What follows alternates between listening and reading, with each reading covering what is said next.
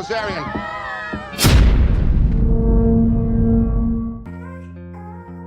Halo lur, selamat datang di Yutma Purni. Apa kabar kabeh? Sehat? Alhamdulillah. Masih jomblo? Sama.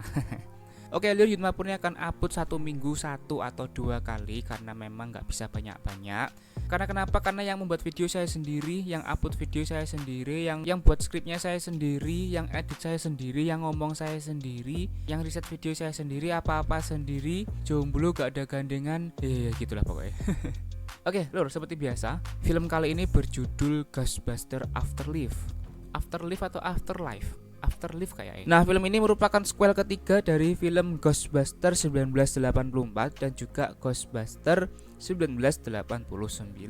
Nah, jadi buat teman-teman yang belum nonton, silakan nonton dulu filmnya. Link nggak saya terakan karena memang belum saya bahas. Jadi tanpa lama-lama, yuk langsung saja kita ke alur cerita filmnya. Let's go.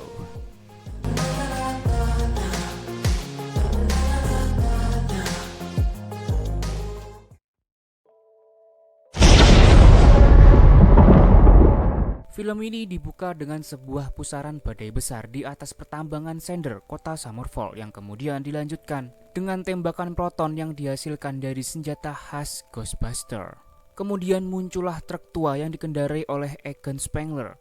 Dia melintasi pedesaan yang sangat sepi dan kebun jagung hingga akhirnya sampailah di sebuah rumah tua milik Egon. Egon segera mengambil alat perangkap hantu yang bernama trap, lalu menuju ke teras rumah sambil menunggu sosok misterius yang mengejarnya. Ketika hantu mulai terlihat, Egon segera menyalakan jebakan proton untuk menyegel hantu tersebut. Namun sayangnya, tegangan listrik terlalu tinggi yang membuat jebakan proton berhenti berfungsi. Kemudian Egon masuk ke dalam mengambil alat PGA seperti walkie-talkie yang bisa mendeteksi hantu atau energi negatif. Egon duduk di kursi yang kemudian disusul dengan munculnya asap putih membentuk sosok hantu bertanduk. Egon langsung diserang yang membuatnya meninggal seketika.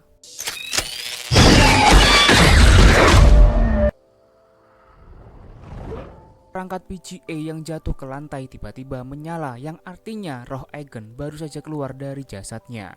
Kemudian berpindah ke anak Egon yang bernama Kelly yang hidup sederhana bersama kedua anaknya yaitu Trevor dan adik perempuannya yaitu Bobby. Kelly ngontrak di apartemen dekat kota Chicago setelah ditinggal pergi oleh suaminya. Saat itu pihak apartemen datang untuk mengusir Kelly dikarenakan Kelly belum membayar uang sewa selama 10 tahun. Kelly mengatakan ke petugas tersebut kalau ayahnya baru saja meninggal dan dirinya mendapatkan warisan berupa rumah. Pagi harinya, Kelly dan kedua anaknya berangkat ke Summerfall untuk mendatangi rumah Egon. Setibanya di sana, Kelly merasa aneh ternyata rumah Egon sangat tua. Mereka masuk ke dalam menemukan barang-barang antik tahun 80-an. Pada saat itu juga tanah tiba-tiba bergetar seperti akan terjadi gempa besar. Namun itu hanya sementara. Kemudian Bobby tak sengaja menemukan perangkat PGA di bawah kursi tempat Egon meninggal. Setelah itu datanglah seorang nenek-nenek yang menawarkan bantuan yang bernama Janine.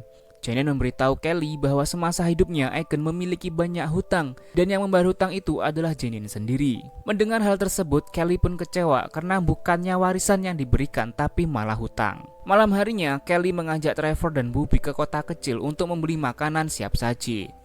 Trevor melihat gadis pelayan yang bernama Lucky dan jatuh cinta kepadanya. Trevor pun segera masuk ke kafe untuk melamar sebagai pelayan agar dia memiliki banyak waktu bersama Lucky. Setelah makan malam selesai, Bobby mulai merasakan keanehan di rumahnya. Ketika papan catur di kamarnya secara tiba-tiba jatuh sendiri. Bobby pun menata kembali papan tersebut di atas meja samping tempat tidurnya. Keesokan harinya saat Bobby bangun tidur, dia menemukan bahwa salah satu pion catur sudah berpindah 2 langkah ke depan. Bobby pun membalasnya dengan menjalankan kuda ke si putih. Kemudian sekitar jam 8 pagi, Kelly mengantarkan Trevor ke kafe untuk pekerjaan pertamanya. Setelah itu dia mengantarkan Bobby ke sekolah barunya dan tak sengaja bertemu dengan salah satu guru yang bernama Groovy. Ketika di kelas, Groovy hanya menyuruh murid-muridnya untuk menonton film horor lama yang berjudul Cujo. Sedangkan dirinya melakukan penelitian tentang gempa yang kemarin mengguncang Summerfall. Di dalam kelas, Bobby mendapatkan teman baru yang mengaku bernama Podcast. Dia selalu membawa mic kemanapun dia pergi untuk mewawancarai siapa saja yang ada di dekatnya. Bobby sengaja memasuki ruangan Groovy dan menganalisa penelitiannya. Bobby mengaku bahwa dia suka dengan sains seperti kakeknya.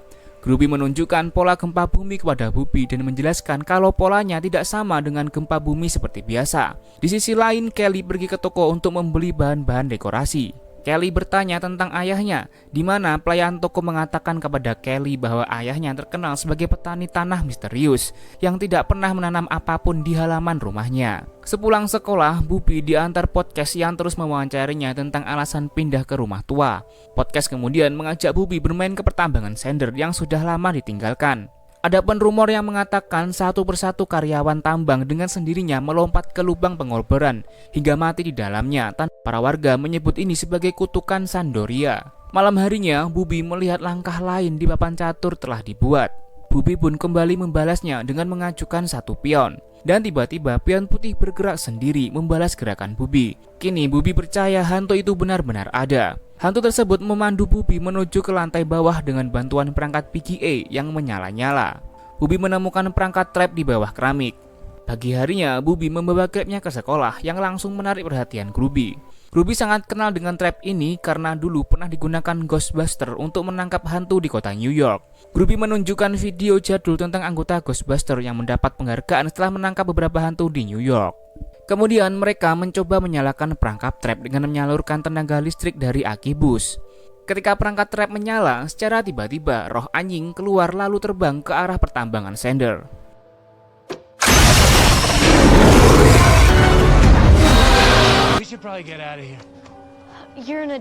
Bubi lalu membawa Gruby dan podcast ke rumahnya. Podcast secara sembrono mengambil peluit pengusir hantu yang dulu pernah digunakan Ghostbuster.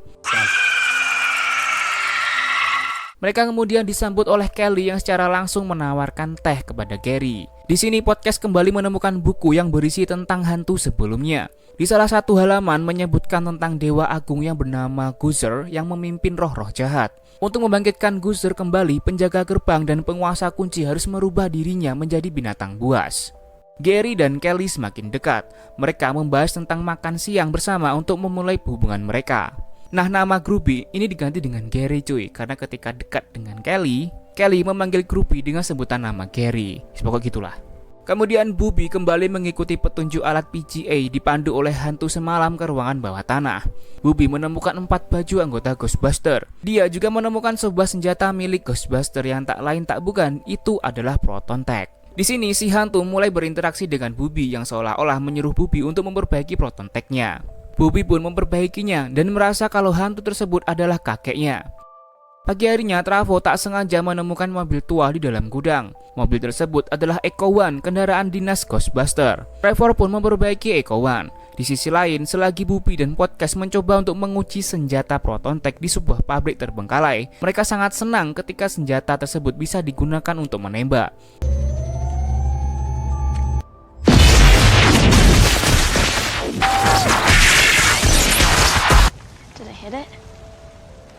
Saat itu juga suara jeritan terdengar dari dalam pabrik. Mereka langsung ke dalam pabrik dan tak sengaja menemukan hantu pemakan besi yang bernama Muncher. Muncher mengetahui keberadaan keduanya dan langsung menyerang mereka dengan semburan besi. Bubi tak tinggal diam, dia menembakkan Proton Tech-nya ke arah Muncher dan berhasil mengenainya. Podcast berusaha mengaktifkan perangkat trap, tapi dia tak mengerti caranya hingga akhirnya Muncher berhasil melepaskan diri dan pergi ke arah kota. Di sisi lain, Trevor berhasil memperbaiki mesin Echo One. Di tengah perjalanan dia bertemu dengan Bubi dan podcast dan menyuruhnya untuk membawanya ke kota. Setibanya di kota, mereka menemukan Muncher sedang makan tutup alat air. Ini jenenge apa rek yo? Ya pokoknya. Saat itu juga kursi mobil yang diduduki Bubi tiba-tiba bergerak. Ternyata mobil Echo One memiliki kursi penembak. Mereka lalu mengejar Muncher untuk menangkapnya dan tak sengaja membuat kerusuhan di rumah makan yang di dalamnya terdapat Gary dan Kelly.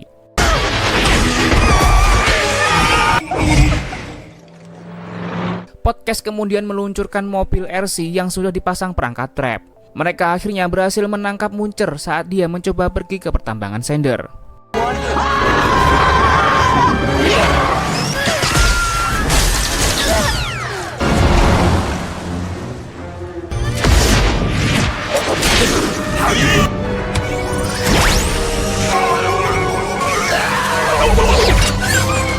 Kemudian di saat mereka hendak pulang, mobil polisi datang dan karena Trevor tak memiliki SIM, mereka pun dibawa ke kantor polisi. Kebetulan sekali ada Lucky di sana yang ternyata anak komandan polisi. Bobby meminta satu tawaran dari Pak Polisi, yaitu menelpon keluarganya. Namun bukan Kelly yang ditelepon, melainkan nomor pelayanan Ghostbuster yang tertera di video tahun 80-an. Telepon tersebut dijawab oleh Ray, salah satu Ghostbuster sekaligus teman Egan. Ray menjelaskan kepada Bobby kalau timnya sudah bubar setelah melenyapkan semua hantu di kota New York. Ray juga mengungkapkan bahwa dirinya dan Egan berselisih waktu Egan mengklaim bahwa Gozer yang dulu mereka tangkap masih bisa membawa kiamat. Bobby lalu mengatakan kalau Egan telah meninggal 1 minggu yang lalu.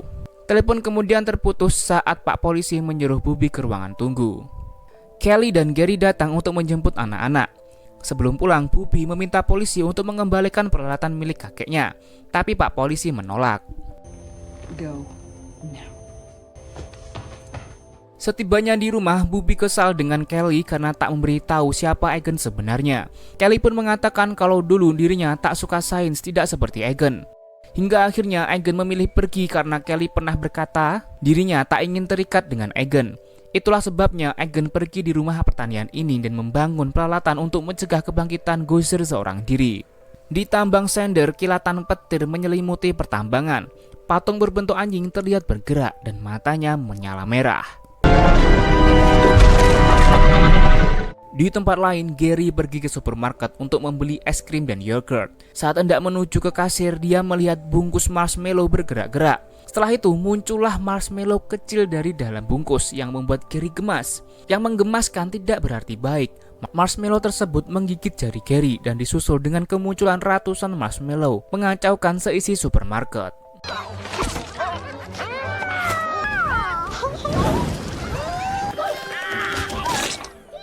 Saat akan keluar, Gary tak sengaja bertemu dengan anjing iblis yang dilepaskan sebelumnya. Anjing tersebut mengejar Gary dan memojokkannya di dalam mobil.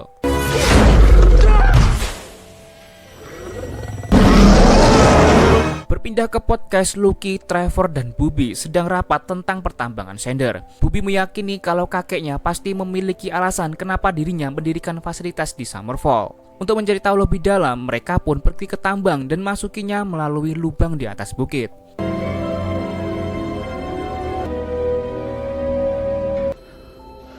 Is that her? Tak terduga mereka menemukan peti kaca berisi mayat Ivo Sander yang merupakan pemilik tambang ini.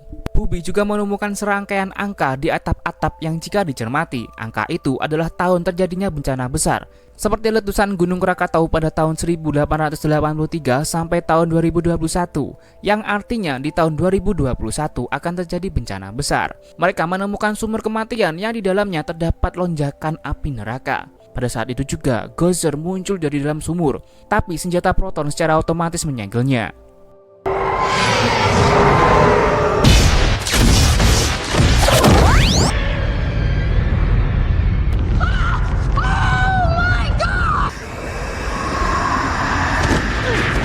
Di rumah pertanian, Kelly tak sengaja menemukan perangkat PGA milik Egan. Dia dipandu hantu Egan menuju ruang bawah tanah. Dan disinilah Egan masih menyimpan foto-foto Kelly sewaktu masih kecil. Yang artinya walaupun dulu Egan meninggalkan Kelly, tapi dia masih sayang dengan Kelly. Di saat itu juga sebuah asap muncul dan berubah menjadi sosok iblis lalu menerkam Kelly dari belakang. Setibanya Bobby dan kawan-kawan di rumah pertanian, mereka dikejutkan Kelly yang sudah dirasuki roh jahat. Begitu juga dengan Gary yang sedang kerasukan, kini sudah berada di pertambangan Sander. Gary yang kerasukan mencoba menyingkirkan senjata proton dari portal agar Gozer bisa masuk ke dalam dunia manusia. Saat portal mulai terbuka, Kelly secara tiba-tiba melompat kemudian berlari ke arah tambang. Bobby mencoba mengejar Kelly, tapi langkahnya terhenti ketika menemukan kabel di halaman rumahnya. Ternyata halaman rumah tersebut sudah ditanami trap yang sudah dijelaskan di awal film. Bobby dan kawan-kawan lalu pergi ke gudang untuk mengambil beberapa perlengkapan serta memakai setelan baju Ghostbuster. Kemudian mereka pergi ke kantor polisi untuk mengambil Echo-1 dan senjata proton tag-nya. Sayangnya senjata tersebut ada di dalam sel. Podcast memiliki ide cemerlang, yaitu melepaskan hantu Muncher yang kemudian langsung memakan besi sel itu.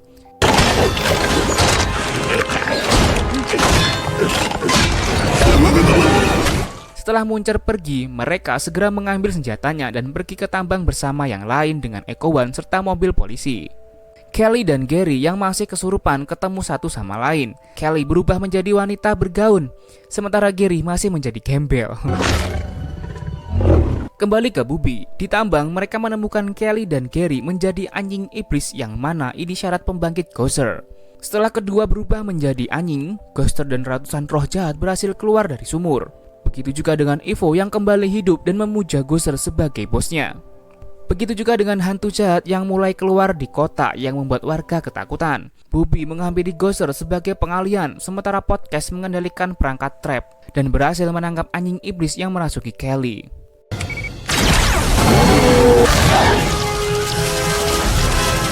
Di waktu yang sama, Trevor dan Lucky datang. Mereka langsung membawa Kelly pergi menggunakan Echo One. Mereka akhirnya tiba di rumah dan mulai mempersiapkan perangkap untuk menangkap Gozer. Saat Gozer mulai terlihat, Bubi menyuruh Kelly untuk menyalakan jebakannya. Sayangnya tegangan listrik kurang tinggi yang membuat jebakannya berhenti berfungsi sama seperti Egan sebelumnya.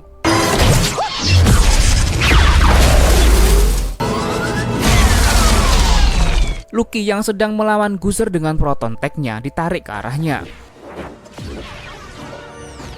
Gozer menghancurkan salah satu trap dan mengubah Lucky menjadi anjing iblis.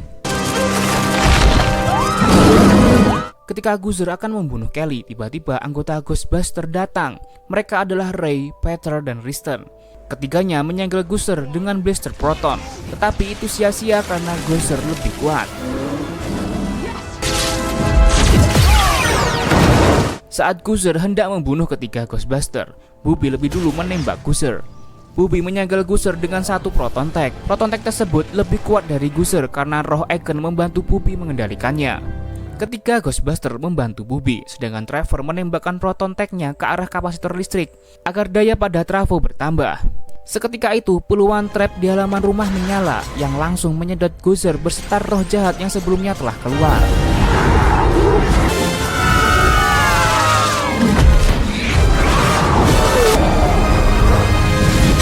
Lucky dan Gary kembali ke bentuk semula, sedangkan Kelly meminta maaf kepada Egan karena telah berpikir negatif kepadanya.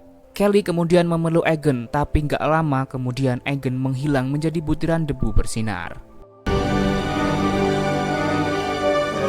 Dan film pun berakhir.